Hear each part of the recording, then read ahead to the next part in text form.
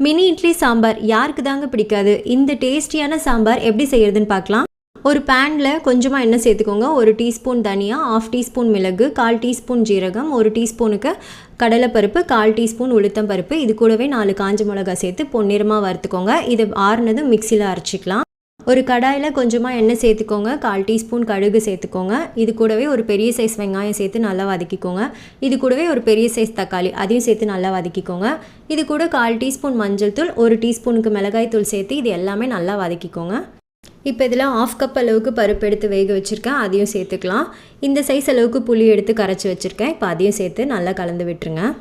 இப்போ இது நல்லா ஒரு 5 நிமிஷத்துக்கு கொதிக்கிட்டோம். இது கொதித்த பிறகு நம்ம அரைச்சி வச்சுருந்த பவுடரை இதில் 1/2 டேபிள் ஸ்பூனுக்கு இதில் சேர்த்துக்கலாம். இது எல்லாத்தையும் நல்லா கலந்து விட்டதுக்கப்புறமா இது ஒரு 5 நிமிஷம் போல் கொதிக்கிட்டோம். இதில் தேவையான அளவு உப்பு சேர்த்துக்கோங்க. கடைசியில் 1 டீஸ்பூன் நெய் சேர்த்துக்கிட்டு கொஞ்சோண்டு வெல்லம் சேர்த்திங்கன்னா சூப்பரான சாம்பார் ரெடி.